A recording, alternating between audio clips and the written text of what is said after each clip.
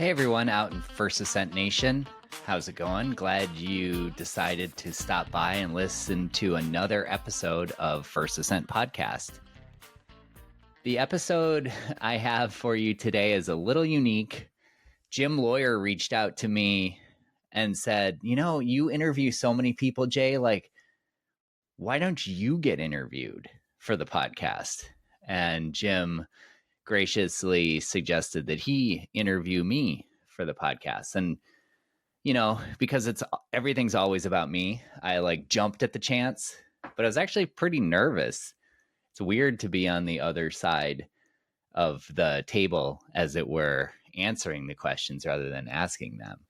So what follows is an interview by Jim Lawyer of me. I just want to remind everybody that I do have a Patreon, and for $5, $7, or $10 per month, you too can support First Ascent Podcast and what we're doing here.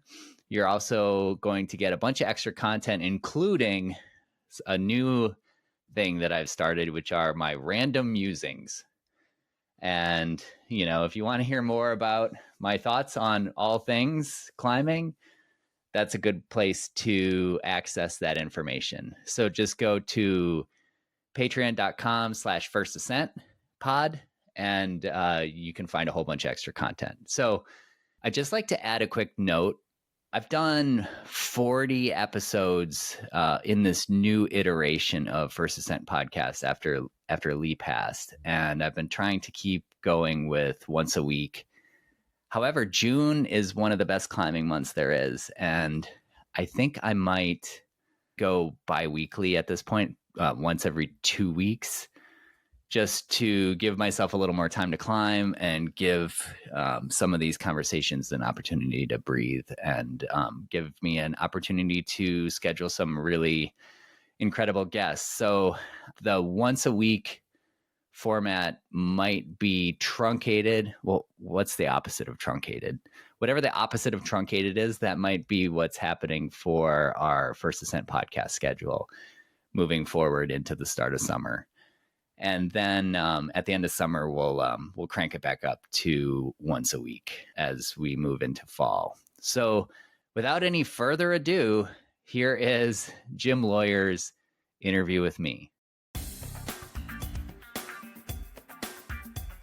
Hey everyone, welcome back to First Ascent Podcast, a conversation about climbing. My name is Jim Lawyer, and today I am honored to be serving as a guest host for the purpose of interviewing Jay Knower. You all know that Jay is the usual voice behind this podcast.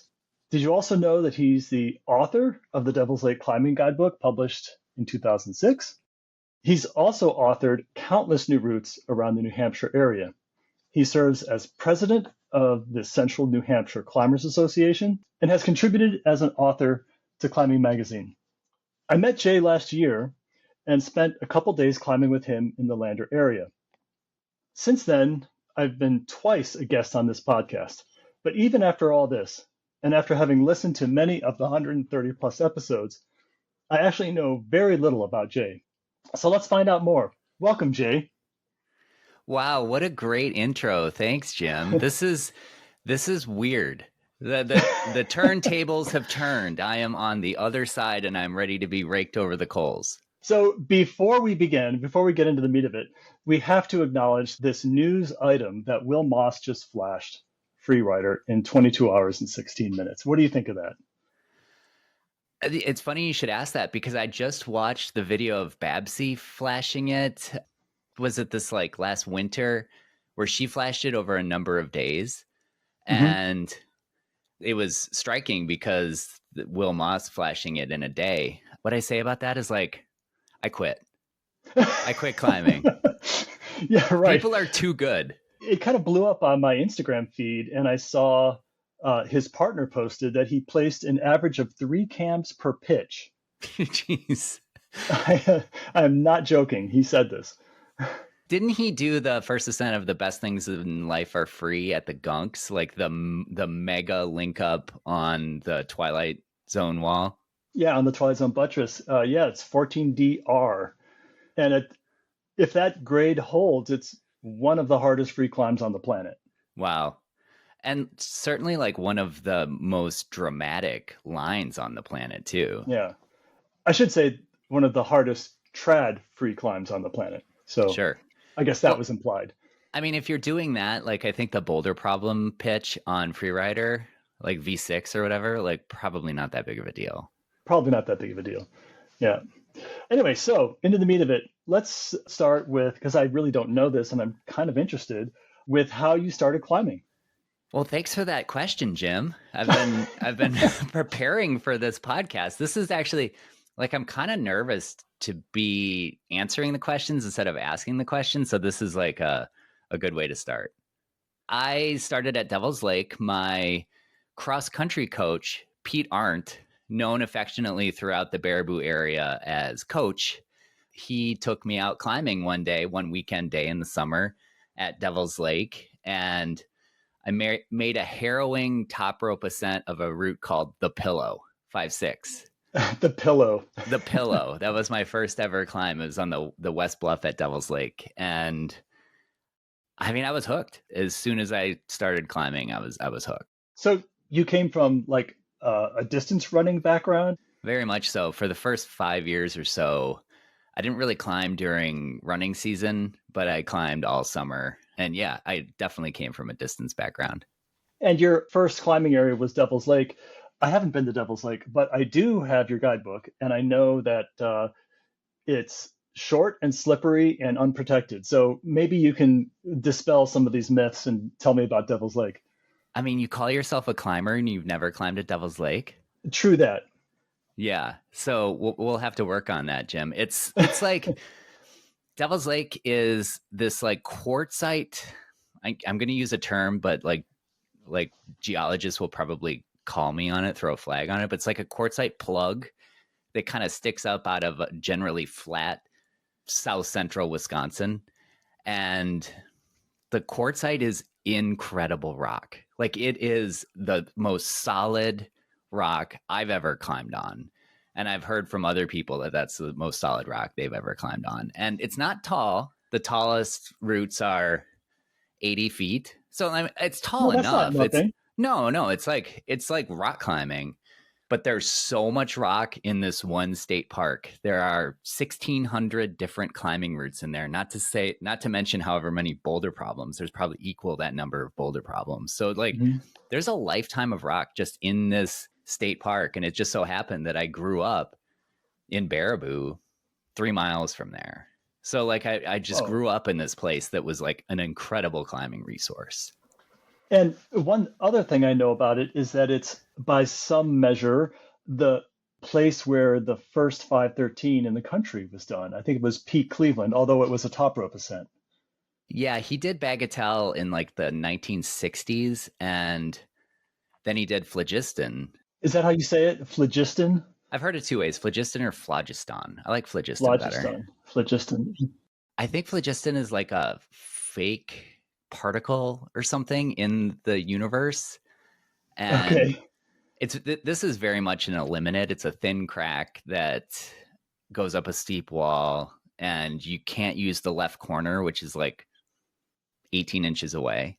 But Bagatelle itself, the one to the right, the 12C or D, that's not an eliminate. And that was his first ascent as well. And he also did like a ground up on-site lead of Son of Great Chimney, which was 511 plus in like 1960, early 1960s, which was one of the hardest leads in the country at the time. And presumably with, I'm not sure what footwear he was using. I mean, this is before EVs even. Probably, yeah. This is probably just like hiking boots or like, I don't know. What was it like back then, Jim? As if. So the other route that kind of gets credit for being the first 513 in the country is Phoenix in Yosemite. Yeah. But that has an asterisk too. I mean, the asterisk on Phlogiston is that it was a top rope ascent. I think it's been led, right? Yes, it's been led a few times, and it actually just got led recently, I think. So like that's a big deal in Devil's Lake when that stuff happens. Yeah. There's not good pro. It's very head pointy. Devil's Lake is like, it's like the British grit without any friction, if you can picture that. Hmm. The other route, Phoenix, has also, as I said, an asterisk in that it has kind of chipped out pin scars that reduce the grade significantly. That was Ray Jardine, right? Like Yes, yes. he brought us friends or cams, but he also chipped the Phoenix. He chipped the Jardine Traverse on the nose. Yep. Yeah. So, you take the good with the bad, I guess. So, okay, so the rock, you say the rock is quartzite, and it does Yeah, have a reputation of being like really, really slick. correct. Is there ways to mitigate that? Like, or is it just you just have to, I don't know, what do you do? I didn't know smearing was a thing. The first time I climbed at a place outside of Devil's Lake was in Jackson Falls in Southern Illinois. And we went down there on like some spring break trip. And I was on this 10A sport route and I was just like freaking out. I'm like, there are no holds, no holds. Like, what do I do? And my friend was like, just stand on the wall. Like, you can't do that. Are you kidding? You're not allowed to do that. Had never done that. Had never smeared, while climbing at Devil's Lake. It's just not really a thing. Mhm. And I think what that has done for me personally is it makes you so deliberate and precise with your footwork, because you can't just like put your feet willy-nilly on the rock. You have to be very precise. And yeah, you're just standing on little edges. You're standing on like little knobs. There aren't that many knobs, but like mostly edges. Hmm. Yeah, there's an area that I climbed it in Chile, which is a basalt area. It's called Valle de los Condores, and the rock is like climbing on glass. Yeah. And I've always imagined like, oh, this is probably what Devil's Lake is like. Take away a little more friction and that's Devil's Lake. Okay, so like polished glass, like nice. So you grew up in that area. Devil's Lake was your first experience on the rock, and then how did you end up in New Hampshire? I followed a girl here. Okay. Yeah, Kate and I, my wife now wife Kate, Yeah. we met on separate climbing trips in Yosemite in Camp 4. And I had just climbed the nose and came down from the nose. And actually, like, I had this like cut on my face, and everybody was like, "Did you get that on the wall?" And I was like, "Yeah."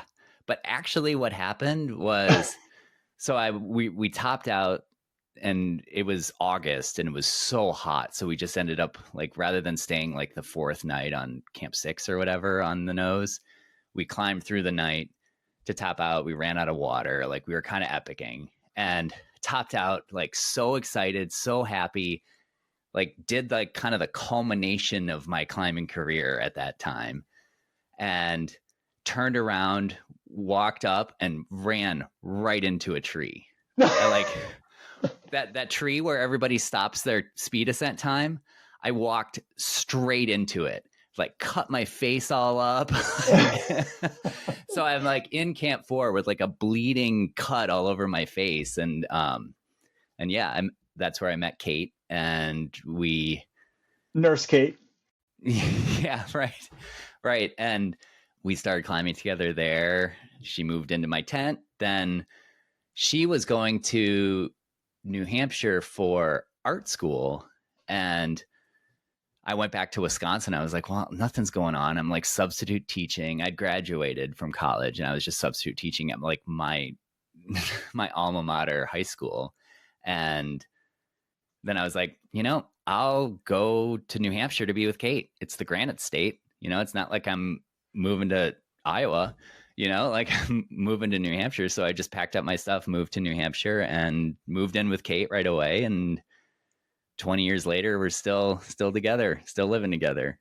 Oh, that's awesome. So I don't know if New Hampshire is like this, but in New York, in the Adirondacks, when climbers get good enough, they leave and they go, to Boulder or, to Chattanooga or somewhere else. They just go. Yeah. I don't know if New Hampshire is like that, but instead of people exiting New Hampshire, you entered that climbing scene from a lesser known climbing scene. And that's very similar for Wisconsin. Like, people get good at climbing and then leave Wisconsin. And I left Wisconsin, I just went the other direction. Everybody leaves Wisconsin and goes west. I left Wisconsin and went east. So yeah, and Kate was the primary reason that I moved to New Hampshire. But Rumney was just sort of, it was like early 2000s. Rumney had been in the climbing magazines a few times. And I was just like blown away by the pictures of like climbing at Waimea and that beautiful steep rock. And I was just like, I'm going to Rumney. And I'm so glad I did, because like that like started a period of like just climbing. I became a climber during this time. Like I was kind of a trad climber and a big wall climber, but like I became like a sport climber, like a stronger climber while moving to New Hampshire.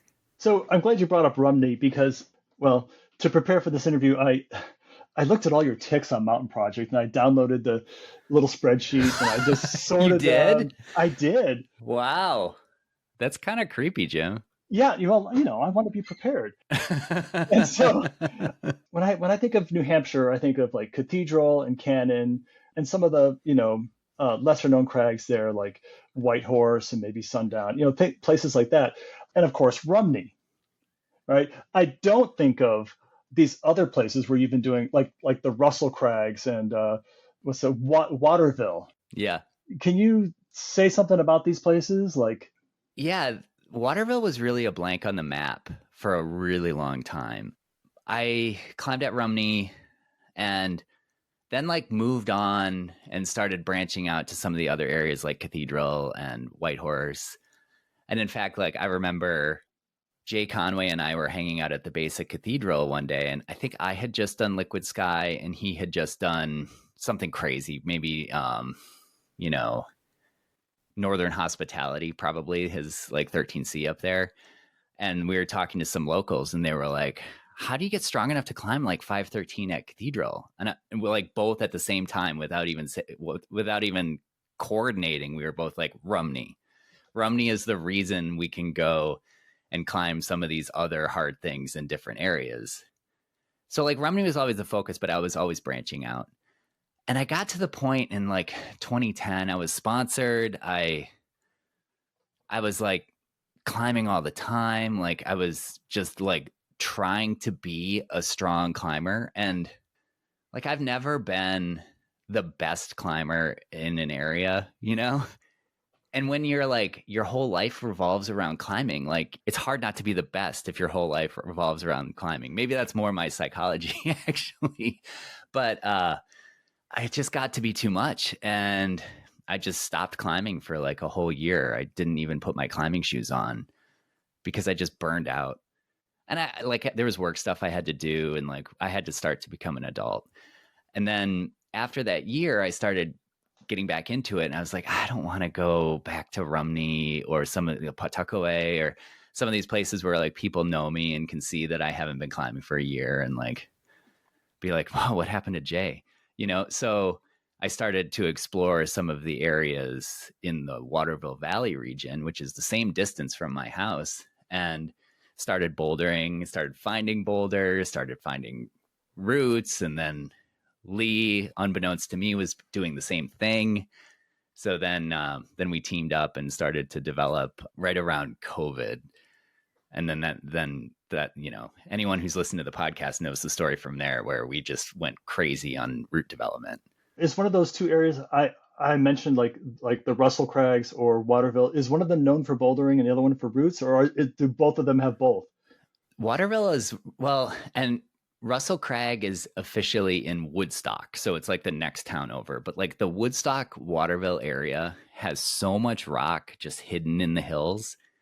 You can see Dickey Ledge from 93 as you're driving north, like to Cannon Cliff.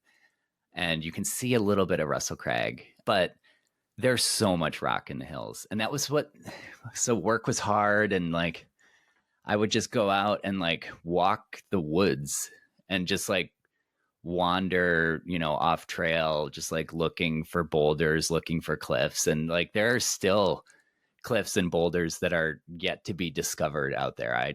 It's anyone who knows New Hampshire knows that the vegetation is like, we are not the top of the food chain. Like the trees in the mountains are the top of the food chain, and it hides a lot of climbing. Like there's still stuff to be found out there.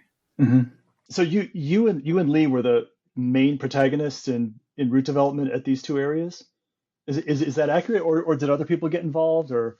Yeah, other people were involved, and I certainly wasn't the first to start scouring the area. There was like Tom Bowker, there was Bradley White, there was Mike Sarnowski, Nick Benedicts, but like Lee and I were kind of the next in the lineage. Yeah, and we were the ones who were like grid bolted. So like we were So the so those earlier explorers were like doing the obvious cracks and then yeah, trad lines, and then you guys came in and saw like the potential of the faces between, and that's like the standard correct. development Although there's trajectory. one cliff that was like really cool. It's the Osceola High Camp Crag. So it's on Mount Osceola and it's at like 4,000 feet. And through numerous, a lot of trial and error, like I finally got to the crag, and it involved like crawling on hands and knees, like sawing my way through like Through one. Crumholtz. Yeah, exactly. Like Caltopo, you know how you can like do a line on Caltopo and it says like the percentage of forest that you're going through. And I did the line where this trail would be, and it said 100% forest. There was 0% not forest. So I like crawled through this crumb holes, like sawing my way in, and got to this cliff. And it was like this like mini cathedral. I mean, I'm prone to hyperbole. So like I called Lee that day and I was like, there are 500 routes here. And there ended up being like 30. That's still quite a bit. You know, like it's a legit cliff, but it was cool because there were a lot of cracks that hadn't been done. And they were like 5'9" to 5'11" cracks that were like potential first ascents. And like being, in my generation, climbing when I am, like it's really hard to find a 5'9" crack that hasn't been climbed. And Right, like right. it was awesome to be able to do that. So it wasn't all just like bolted. Like some of it was trad just because like we were able to find it and we were able to get there. So did you guys start by just trying to find like what would be a good sport route, or were you initially like piecing together trad features by adding bolts here and there? What was that trajectory like? What was so cool about climbing with Lee and what I miss so much is that he and I shared the vision of what this could be. And it was always the vision of like, this can be a legit area. So it wasn't necessarily about putting up a single route. It was about developing areas to go in an eventual guidebook. It was sort of like we found that cliff and we're like, okay, so what's the style of this cliff? This cliff is trad with bolts supplementing it, like because that's what the cliff needs. So Mhm. then we developed it in that context. And then when we found Russell Crag, or Mike Zarnowski showed us Russell Crag, we were like, well, this clearly isn't trad climbing. Like this is shitty rock, like, soft rock, a lot of steepness. This is all bolts, all glue-ins. Like, so we were making decisions like kind of on a macro level, if that makes sense. Mhm. So not on a route by route level, more on like a whole cliff level. Right, because the vision was that this was going to be a legitimate climbing area. Like the region was going to be a legitimate climbing region. And I think we're Right. still working toward that. And Lee and I definitely saw eye to eye on that. So Andy Salo's question was, is Waterville really as good as Rumney? It's better. It's better than Rumney. Okay, so that's saying a lot, but you have to explain. Are you serious, or can you justify this? Am I serious, or can I? It depends on what you're looking for, right, Andy? If you just want to tick stuff for your 8A scorecard, then, if you just want the easiest cookie cutter climbing experience, go to Rumney. If you want to enjoy the nature, if you want to have some adventure, if you want to have like this quiet, beautiful climbing experience, go to Waterville. Yeah, if you want to crawl on your hands and knees through Crumholtz. Yeah. Well, now there's a trail. So like Okay. it was the first ascent of that trail was pretty hard, but now every subsequent ascent is much easier. So I would say Right. if Andy's just willing to like take the easiest path to a, overcrowded climbing area, then Rumney's better. If he's willing to open up his mind, Waterville's better. Okay. Is it similar rock to Rumney, or is it's all over the place? You have some granite and some schist and. Exactly. Like it's truly all over the place. We have granite Okay. that's very grainy. There's granite that's like better than cathedral granite. Mhm. There's Whoa. schist. Yeah. Like Dickey Ledge, I think is better than the granite there is better than cathedral. And we have some schist. We have like steep granite. What's cool about that region is it's so varied. And like it's a pretty big geographic region. It's not like you park at one parking lot and like it's sort of like a mini Adirondacks. Okay. So I noticed that when I looked this morning to see where the Waterville Crags were and the Russell Crags are, they're not far from each other, right? Correct. So if there was a guidebook, it would contain both of those areas. And there was going to be a guidebook, and then the access stuff sort of blew up with Russell Crag, which, you know, if you've listened to a previous podcast where we talk about it, it's like we're in a really good place. And it took a lot of work by a lot of people to get in a good place, but we're in a really good place access wise for Merriam Woods / Russell Crag. Hmm. But yeah, like the guidebook would potentially cover it all. So like we paused the guidebook because of the access stuff. And then again, you know, with Lee's death, the guidebook got paused again, but it's on the horizon. It's just a matter of getting it done. Is that something you're putting together kind of on the back burner? Yeah, Lee and I had it like it was ready to go to layout. Hmm. And I just opened it the other day and it's like I kind of teared up because there's all these like Lee was so artistic. Like I'm definitely not an artistic guy, but like Lee was artistic and he was like he has these drawings of the cliffs. Oh, nice. Maybe you've seen some of his drawings. I think he has some from Dickey Ledge on Mountain Project, but they're like really good, like heartfelt drawings of cliffs. And we have those in the guidebook for a lot of the cliffs. And I'm just like, oh man, what a loss. So like there's sort of like an emotional thing that I'm kind of going through to start it up. But like Still kind of struggling with that. Yeah. yeah, So I want to ask one question about your mountain project ticks, and that, sure. I see like a lot of trad climbs, a lot of hard trad climbs, and then a lot of sport, and a lot of hard sport climbs. And then I see this freaking Northwest Territory stuff. All right, so you got to tell me, like, I never really associated you with, mountaineering or big mountain objectives, but you did something. I did do something. Yeah. Yeah. Yeah. You wouldn't know it, would you? No, you would not know it. So explain how you ended up going to the Cirque of the Unclimbables. And I think you ticked off Lotus Flower Tower, which is like a dream route of mine, Yep. plus the first free ascent of some other thing that I've never heard of. So, Yep. We did the first free ascent and then we did a first ascent. It was before my senior year of college. So I was the summer before my senior year. And my buddy, Jan Mongrain, who I just climbed in Scotland with just recently. Like we're still climbing together. Like we both have families now, but we were like very much dirtbags. I met him in Yosemite in like 1999 and we were climbing together a lot since then. And then I guess it was 2001 when we went up to the Northwest Territories and I was living in Wisconsin. He like hitchhiked from Quebec to Wisconsin.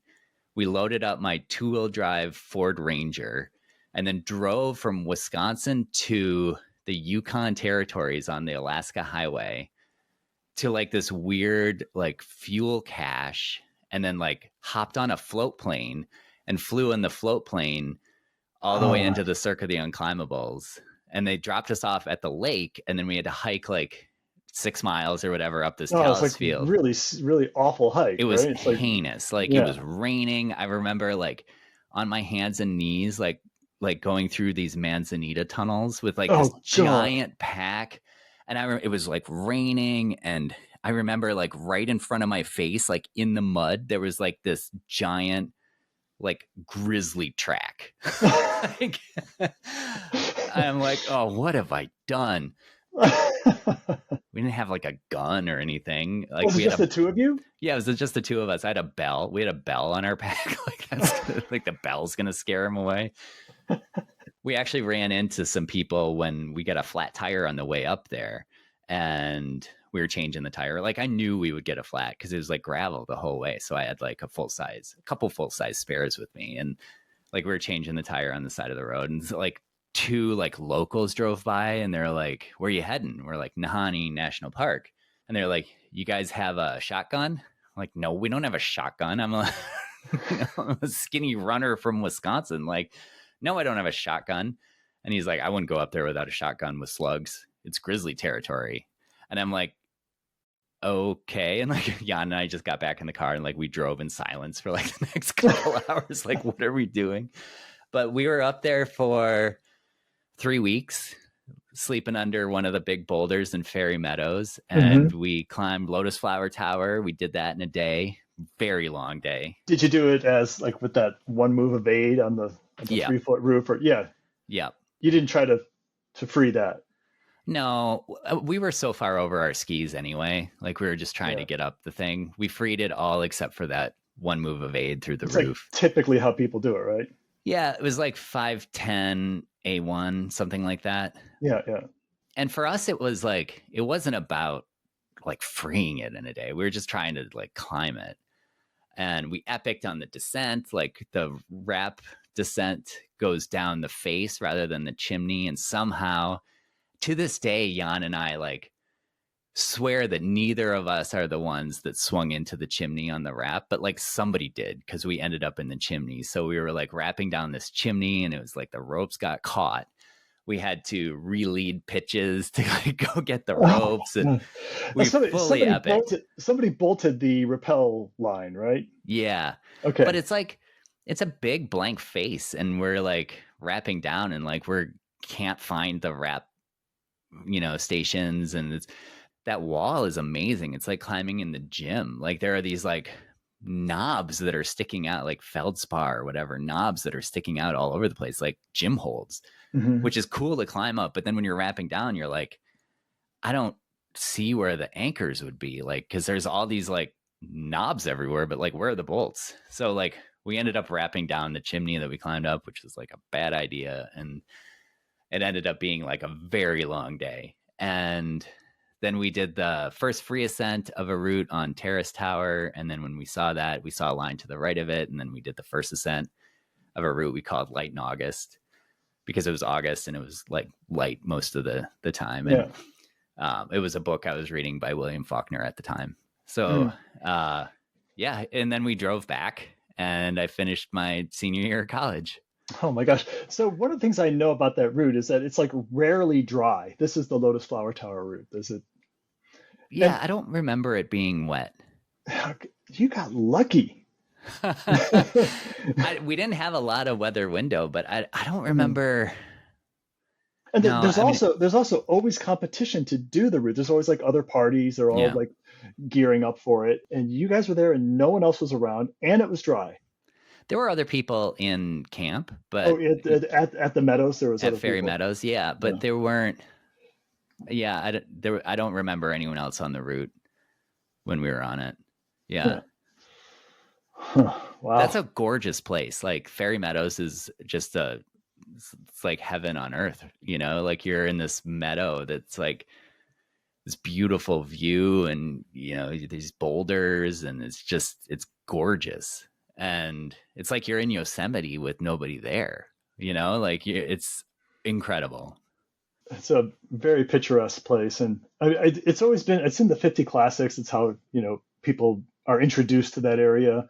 And then there's like the other thing is Todd Skinner and Paul Piana's line up the Canadian Knife, and over on Proboscis. On the Proboscis, So there's like some media catching things that it's always been like, oh, I really want to go there, but that just I don't know, never gotten around to it.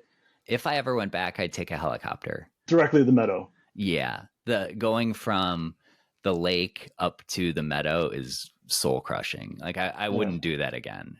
I have a job now. I could take a helicopter. Like we were fully dirtbags. Like we were sleeping in sleeping bags on the side of the road, like that's the way we were going up there. So like, it's awesome. Like all the money we had was the money that we paid to take the float plane to the lake.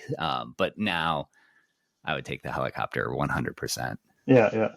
So getting back to first ascents. You were doing these first ascents around Waterville and Russell Crags, and that's how you met Lee. Is that right? Or no, you met Lee before that. I met Lee right when I moved to New Hampshire so I moved to New Hampshire in like 2002, and I worked at EMS in Concord, New Hampshire, and he was also working at EMS. So we met in like 2002 and bonded while, folding shirts at EMS talking about climbing. Okay, so that's how you met Lee. But then how did you decide to do a podcast? And why is it called First Ascent? I mean, it's First Ascent because like we did a lot of First Ascents together and we were really big into the First Ascents at that time. But Okay. I would say that the podcast was definitely, it stemmed from the Mountain Project stuff where we were working at EMS, and then Mountain Project was big back in Wisconsin. Like, I don't know if you remember, but it was like climbing Devil's Lake. There was climbing Boulder. There was climbing the Joshua Needles, Tree. climbing Joshua Tree. Then it became Mountain Project, and it like sort of absorbed all of those. Yeah, they all merged or something. Yeah. Yeah, exactly. So climbing Devil's Lake was a thing. And then I moved to New Hampshire, and there was no Mountain Project entry for New Hampshire. And I'm like, I'm in grad school. I was in grad school at PSU. And I'm like, I'll do it. So I like created the New Hampshire page on Mountain Project. And if anybody like mentions Mountain Project to me, I always like remind them that I'm the creator of New Hampshire. Like, Okay. Yeah. I mean, you don't have to call me God, but like if you want to, like it's not no. So then talking to Lee, and I was like, Lee, we gotta fill this out. Like we gotta put these roots in. And like in typical Lee fashion, he like, saw the challenge and like ran with it. And you'll see that basically whatever I didn't put in, Lee put in. So like we were always really focused on the climbing information sphere, like, so it started with Mountain Project. We were the administrators for the New Hampshire page for a long time, back when Mountain Project was like the thing and the only place where you really got climbing info other than guidebooks. And we did a lot of work on the admin side there. And then it just sort of like the podcast just felt like an extension of that as media changed, and podcasts became a bigger thing. And I was like, Lee, we got to do this. And yeah, in typical Lee fashion, he like brought his heart and soul to it and just went full in. Yeah. Yeah. Yeah. Right. Okay. So your format, I think originally was just you guys chatting. Yeah. And then it sort of kind of morphed into you guys maybe chatting for a bit and then doing an interview. Yeah. And now it's just an interview. But that's also chatting. Yeah. I mean, I wasn't sure about continuing it when he passed. And I mean, I never found another person to just chat with, like and there wasn't going to be another person. Like Lee's and my rapport was unique, I felt. And in order for it to continue, it was either me talking blankly at the microphone, or it was interviewing somebody. And so I've been sort of trying to lean into the interview thing, which is interesting. Your interview style is very conversational. It's almost like you just met this guy at the crag and are just like, hey, let's just chat. That was the original idea with Lee and me, where it was like crag banter.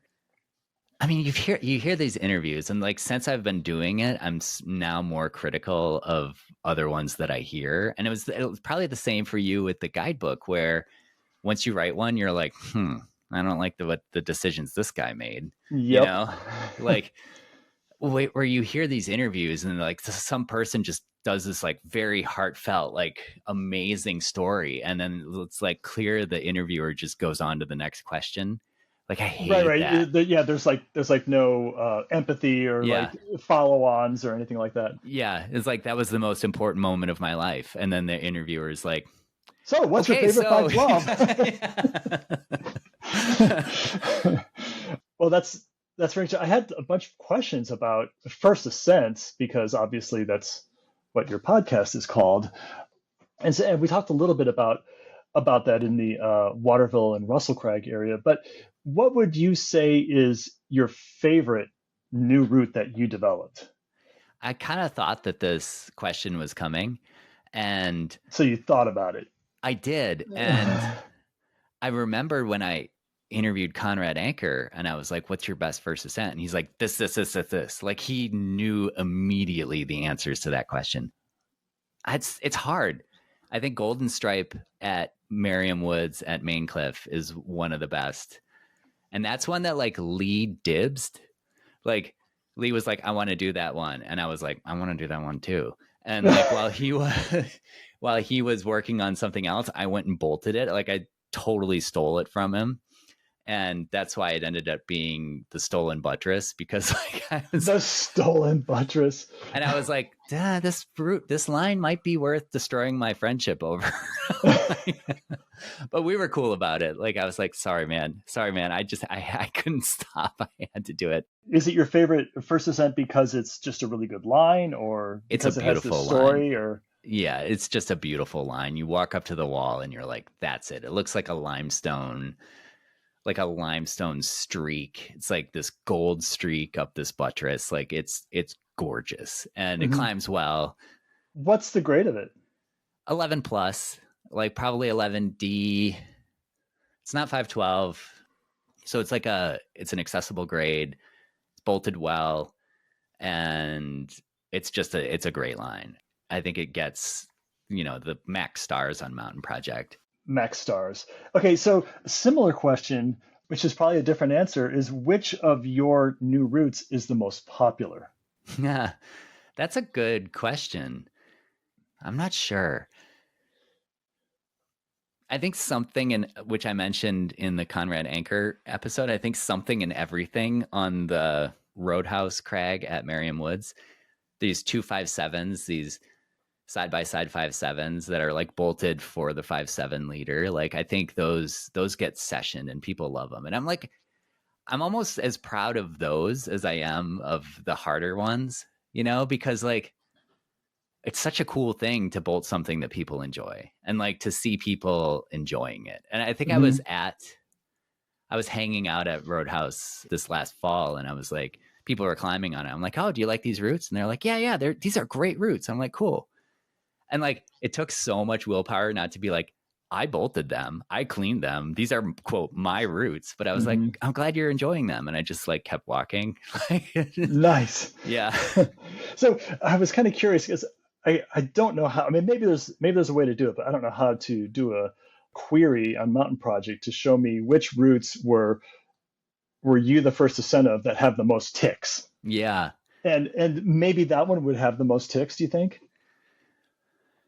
Yeah, probably. Maybe some of the boulder problems that I did might have more ticks than that. Some of the, the Yellow Jacket boulder up in the Yellow Jacket area in Waterville. I don't know. It's hard to say. The Yellow Jacket area makes me not ever want to go there.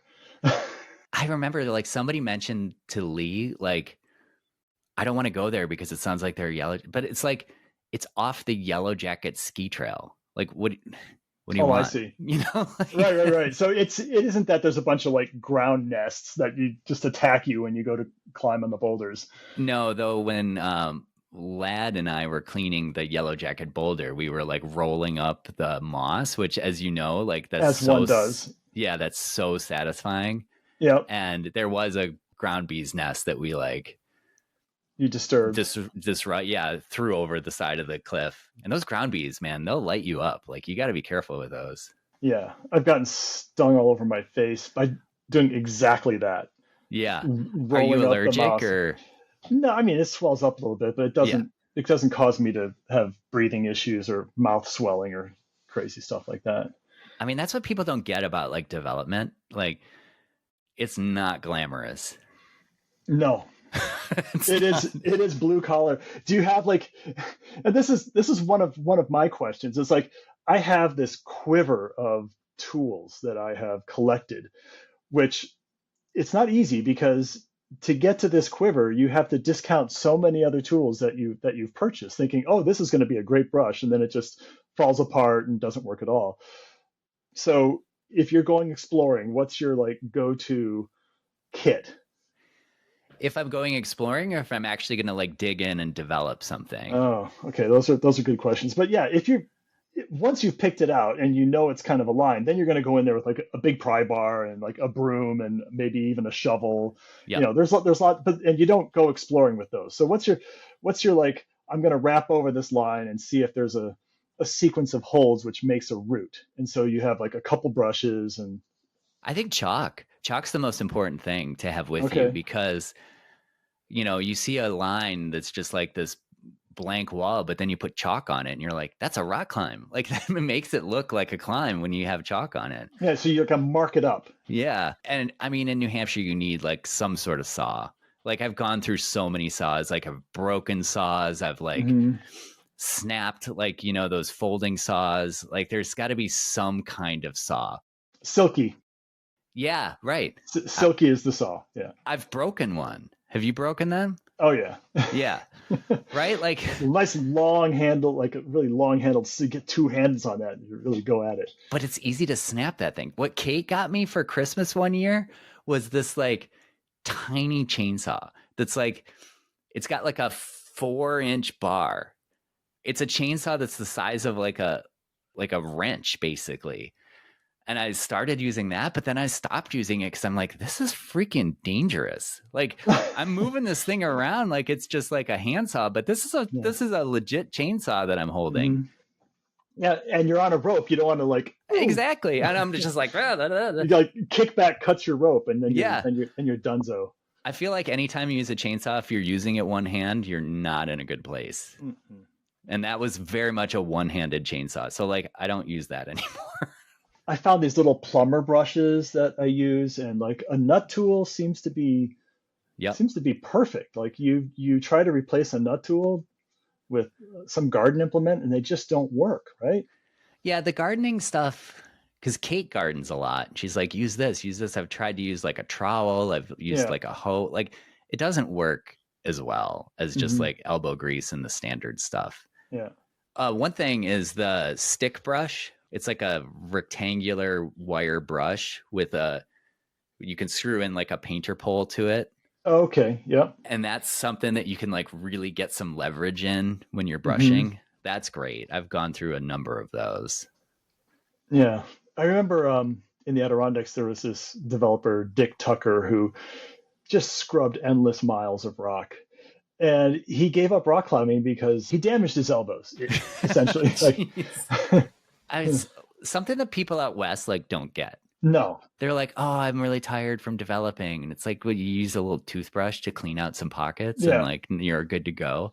And you can see the cliff from the road. Like out east, it's like we have to work for our roots. Yeah. What's the most time you put in cleaning a single root? I actually like dug the ground out underneath this one root to make it taller. Seriously? Yes. Yeah. That took a while. And it ended up being like not even classic, like nobody climbs it. But yeah. You know how you like get into it and you're like, you're just in it and you're just like focused and it just escalates. And next thing you know, it's like dark and you're like covered in mud and yeah. That's amazing to dig the ground. That's a lot.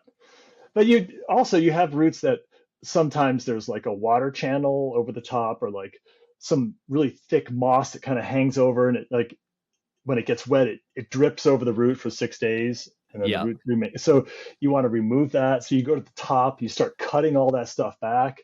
And then pretty soon you have like a patio, like this open patio of bare rock, where it's the top of the root that no one will ever see.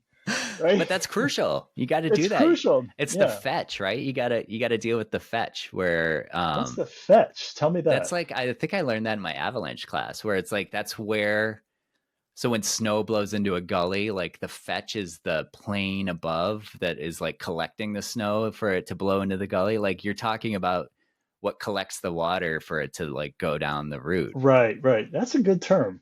So you are living in New Hampshire and you also are a local lander. So tell me about that. Yeah, I mean, COVID was bad for a lot of things, but like it allowed me to work remotely primarily. So we have a place in Lander, and I split my time between New Hampshire and Lander now.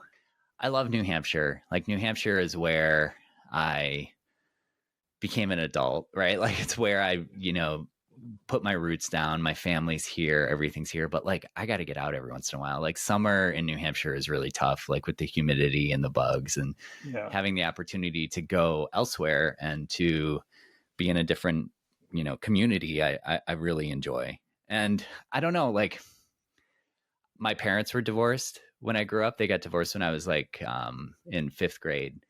And from fifth grade all through high school, I did 2 weeks at my mom's and then 2 weeks at my dad's.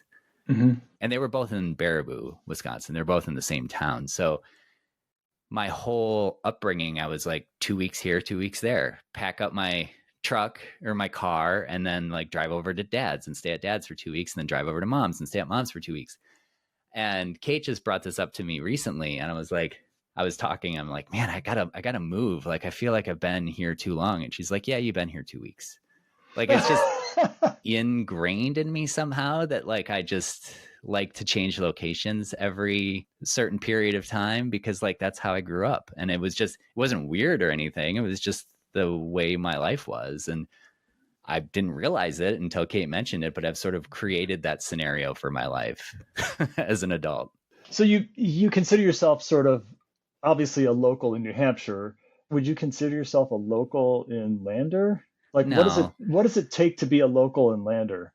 that's what Lee and I would say was like, you're a local if you are involved in stewardship of the area. You get local status if you're on the LCO or if you're doing trail work or bolt replacement or whatever. And by that definition, I'm a local in New Hampshire. But I grew up in Wisconsin. I'll never forget that. And that's a big part of who I am. Like I'm from Wisconsin, but I'd say I'm a local to New Hampshire. But your thirst for new routes has not transferred to Lander yet because there's a lot of stuff going on there. There is a lot of stuff going on, and there's so many routes I haven't climbed. Like part of the impetus for putting up new routes in New Hampshire was like is you run out. I've run out. Like it's not like I've climbed everything, but practically everything I haven't climbed, there's a reason for it, right? Like it's too hard, too short, too wet, too dirty, too dirty, stupid. Like there's always a reason for something I haven't climbed in New Hampshire, but in Lander, like it's why develop when you can climb? Yeah, there's endless. I mean, Endless. There's lifetimes of climbing there, right? Yeah, exactly. Yeah. And I'm still learning the style, like the pocket style. It's very different and very new to me, and I'm still learning the style, and I like having that learning mindset and sort of a steep learning curve. Do you do special training for the pockets? I have been, yeah. I've been doing hangboard work for pockets, and yeah, I look at pockets the same way I look at rattlesnakes. Like I'm going to respect them. I'm not going to like put myself in a dangerous position, but I'm not going to fear them. You're not going to avoid them. I'm not going to avoid them. I'm not going to fear them. I'm going to respect them. Yeah, I think for anybody to have longevity on pockets, you can't just throw yourself at pockets. No. Like if you're grabbing a mono, like you need to make sure that you know what your feet are doing. Like you can't have your feet blow when you're on a mono. Like you just can't. Same way, like if there's a rattlesnake there, don't like go freaking pet it or whatever. Don't get too close for a picture. Like, I don't know.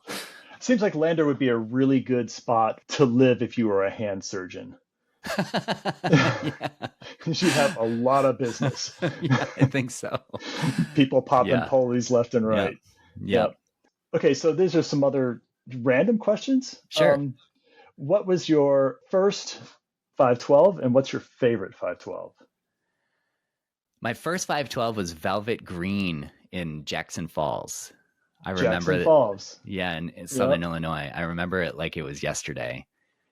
My favorite 512? Oh, that's a tough one. What's your favorite 512? Well, I always think about the routes that I put up, and so uh, so it would be one of my own, obviously. But I don't know, like Obviously, Mandragora and Siriana, or you put that. um, No, you. no, I didn't put that up. Mandragora, and then there's one called Half Marathon in Tres Barras in Brazil. That's just on another planet. It's I've just done so good. Mandragora in Yeah, Sirana. I would say, yeah, I'll agree. That's the best one. it's up there, right? Yeah. And then what's your first 13? My first 13 was But Bongo Fiesta at Rumney. It's a great first 513. I've encouraged a lot of other people to have that be their first.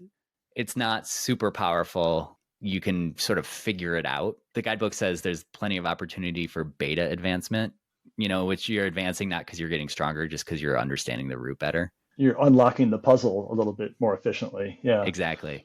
Yeah, yeah. And then would you say that's your best 13 in Rumney? No, it's not the best 13 in Rumney.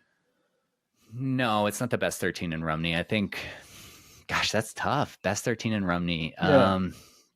And you've done a good portion of them, if not all of them, right? Haven't done all of them, but I've done a fair amount. Beat Junkie is amazing. Although people are resting now in a place that I never used to rest, they're crawling into the cave. And I don't know why I didn't do that, but I didn't. And I don't know. I think that takes a little, like if we're, Is that at Mainwall? No. yeah, Beat Junkie. it And is. it has the crack? Correct. Yeah. I could not do that route. Not with that attitude. Yeah, exactly. Urban Exactly. Surfer is pretty incredible. I'd call that the best 13 at Rumney. Okay, that's the one that's right next to it, right? Yeah. What's the best 13 in the world? Oh God. Well, I'm not a good person to ask because I haven't done enough. You've done a That'd lot. I've done some, but yeah, I really don't know. The best one that I've done is Zadude at Chattamack in the Adirondacks. Is that a first ascent? Yeah. That's also really freaking good. I think it's had like 8 or 10 ascents now, and Okay. it's like everybody just raves about it. So I think that one's pretty good. I mean, on the Sirana category, like Anabolica, that's a good one. I mean, how many 14s have you done? Like just a couple, or? Just one. Oh, and that's the one at Waimea. Cold War. And I got to tell you, every time the new guidebook comes out, I like anxiously like page to that page right away to make sure that it didn't get downgraded. It get downgraded, but because you did it, you think it's overgraded. No, I don't think it's overgraded. Or Yeah, I think it's accurate at 14A. And everyone, also everyone on 8A, everyone on Mountain Project says 14A. So like, so you look at the that. ticks and see that people don't. Yeah. There isn't like a movement to downgrade it to 13D or something. No, please God, no. So you don't want to have to do another one, right? Yeah. Now, with your podcast, April Davidson asked a question. Sure. She's asked, since you've been talking to so many climbers, what have you learned? Nothing. Nothing. You've learned nothing from talking to all these climbers. I don't listen. I just ask the question. No, I've learned so much. I think I've learned the most about training and what training is for climbing. I never trained. Training wasn't really a thing. I never climbed in I did sometimes, but I rarely climbed in a climbing gym. When I climbed Cold War, I wasn't training. I was just climbing all the time. I never trained. Partly because like running was so focused on training, and it was like, I don't want to do this. I just want to go climbing and enjoy my time at the cliff. Mm-hmm. And I think back now, I'm like, I was 29 years old climbing 14A without training. Like if I would have trained, like maybe I could have climbed harder. I don't know. But like learning about training and learning how people interact with that concept has been really interesting. And partly because it's ubiquitous, like everybody does it now. And I'm trying to do it too. I think it helps. I think it's a good thing to do. Mm-hmm. Keeps you from getting injured when you age. Yeah, right. Like climbing 14 when you're 24 is very different than climbing 14 when you're late 40s. Oh, 100%. Yeah. So you talked to a lot of climbers, some of which have, I mean, I'm just guessing would have been idols, like people that you don't know, that there's like a storied reputation. It's like when you talk to them, does that view change often? I'd say chief among them is Jim Lawyer. Ah, And then once I talk to him, he's just a regular guy. it's just a nothing. It's just a big nothing. I don't know. I'm not a big hero worshiper, you Mhm. know? And I've talked to some people who are big names in the climbing community, but like the climbing community is so small anyway. It's not like I'm talking to, some world leader or something, like I don't get really nervous talking to people much. And I'm just interested in what people have to say.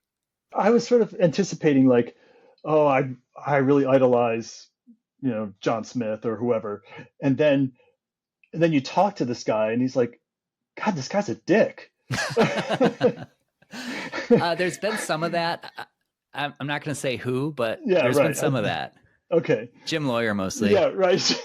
Yeah, you're not going to say who, but the initials are Jim Lawyer. Has your view of climbing changed because of your podcast? That's a good question. I feel like it's expanded. I don't think it's changed. I think it's just expanded. And it's a really defined way for me to talk about and think about climbing when I'm just sitting in my office. So it's sort of expanded how much climbing is a part of my life. Because like I'm not climbing today. Like after this pod, I'm gonna go to work. Like Right. it's raining outside.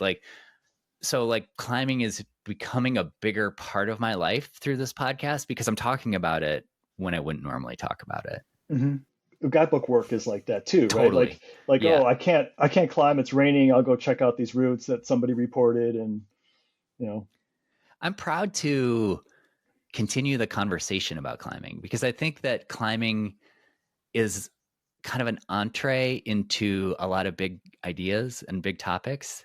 It certainly has been for me. And I like the idea of using climbing as a way to get to big conversations about big ideas. I really turn off when it's just like, oh yeah, I sent this route and this was the crux and it was really hard and then it was easy and then I sent it. yeah, it's not the standard progression in every climbing video. Yeah, exactly. Like I was about to leave Yeah. tomorrow and this was my last chance and shockingly I sent Right. it. Yeah, barely made it to the airport on time for my flight. But I think that climbing is just such a foundational thing that it's a way to access some pretty cool concepts. Mm-hmm. How many times have you heard, oh, I sent it on my last go? It's like, well, when else would you have sent it? That's what like my mom would say, like, it's always the last place you looked. Yeah, right. It's like, why would I continue looking out? Why would I do more goes after I sent it? Totally. I worked on this for a year and I finally sent it, but it just wasn't enough. I just had to do it several more times. Yeah. Well, Yeah. do you believe in the concept of unsending? Well, yeah, if you forget that you even did it. But like if you maybe you did it when you were like super stoned or something and like no, if you like sent it and then you climb on it again and you didn't send it, does that mean that you unsent it? I don't think that means you unsent it, but it definitely bothers me. Yeah. What's your favorite episode? Do you have any that you look back on, like ones that stuck with you? There's like beforely and afterly, right? Like Yeah. Beforely, I like one of our first episode was good where we sort of explained our connection and what we've been doing. Mm-hmm. What your intention was. Yeah, exactly. Yeah. And afterly, this most recent, I don't know, maybe a couple episodes ago with Francis Sanzero about the Zen of climbing. And that was like the epitome of what I'm trying to do to use climbing to get to bigger ideas, because we're talking about mindfulness, we're talking about loss, we're talking about, performance in those contexts. And I really, really liked that episode. Like when that was done, I was like, that was amazing. Thank you. And he was like, yeah, we were like totally vibing the whole time. That one stuck with you because it connected with some like, personal goals of yours. Yeah. And I mean, it's like writing, this, like where you start with there's the quote from William Carlos Williams, "No ideas but in things," where yeah, you can talk about big ideas, but they don't really ring true until you like establish like a concrete reality that those things relate to. So it was that. It was like, okay, climbing is the concrete reality, but we're really going to talk about philosophy here. We're really going to talk about religion and afterlife and things like that. So that was great. Be interesting to interview both him and Bill Ramsey at the same time.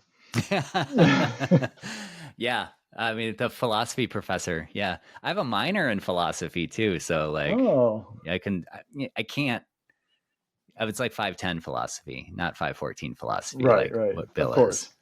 It's unrealized talent there. Yeah. Or just did enough philosophy classes that I just got a minor. Right. Well, so I have just one more question. So why have you ignored the Adirondacks after living so close for so long? I was just good sense.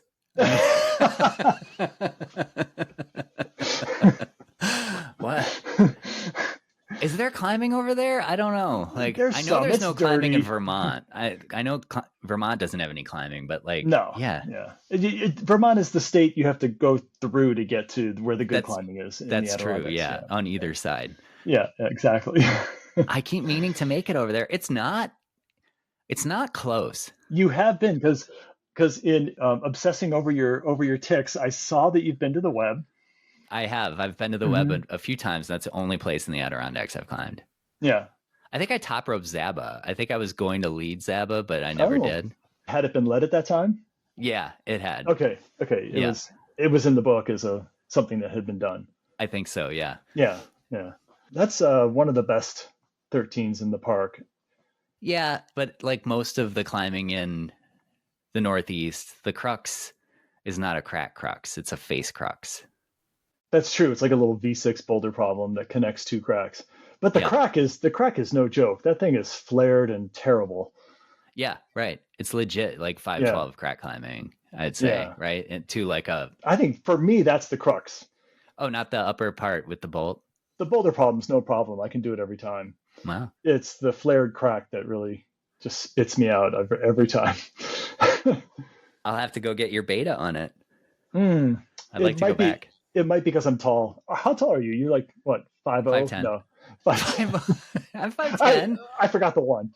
Sorry. 5.10. All right. Last question. Sure. If you were king, what is the most annoying thing you see at a crag that you would change? Oh, there's so many things. So many things. This is the hardest question. I know, because there's like a whole list probably, right? I would change downgrading. I would normalize upgrading. I would minimize downgrading because I think that needs to happen just generally. There's so much more social credit that you get for downgrading as opposed to upgrading. And I would like there to be an environment where upgrading is okay. Like climbing is hard. And like, it's okay for routes to be, quote, easy for the grade. If routes are hard for the grade, then routes also have to be easy for the grade. Routes can't always be hard for the grade. Right. And I would normalize upgrading. Mm-hmm. Normalize upgrading. That's a good one. I would make wobblers illegal. I mean, there's funny wobblers, right? Like but like full on wobblers they change the vibe of the crag. It just. Do you feel like you see fewer of them these days as opposed to, say, 10, 15 years ago? Yes. Yeah, I do too. But I still see them. I see them traveling a lot. I see them traveling in Europe or whatever. It's like the whole crag just becomes silent. Everybody's like, oh. I mean, it doesn't matter that much. Like, no. Truly, it doesn't matter. Yeah. Who cares? Who cares whether you climb your route or not? And then you end your podcast with asking about the gates in and gates out. But how does it feel to be on the wrong side of that issue? It's like that that picture of like a person standing in a crowd saying, "Yes, you are all wrong." Like that's me on Gates In. No, there are definitely some people that are Gates In, but I think Alex Honnold is Gates In. Is he? Yeah. I don't think he carries any carabiners at No, all. that's the obvious response. Yeah, that's the Yeah. obvious response. But you had another well-known climber who was also Gates in. I can't remember who. It's so rare. It's It's so very rare rare. that someone agrees with you on that. I know. And I'm okay with that. Like I'm okay being the lone voice of correctness in a sea of incorrect gatekeeping. I think that we've kind of run our course here, and I want to thank you for being on I want to thank you for being on your podcast. I want to thank you for this. This was fun. It was different, and I got a view of what the guests feel like, which is it's a little nerve-wracking. I got to be honest. Yeah, I got to say it's really different being on this side Well, because you actually have to be organized. Yeah. Yeah, relatively so. Thanks for suggesting this, Jim. This was really fun. Oh, sure. Had a great time, Jay. Thanks for listening to this episode of First Ascent Podcast. If you liked what you heard, please rate and review us on your podcast platform. This is what keeps us going. And if you want more content, we have a Patreon page. You can search First Ascent Pod on Patreon. And finally, you can follow us on Instagram at First Ascent Pod or my personal Instagram at JAYKNOWER. Thanks so much and keep sending.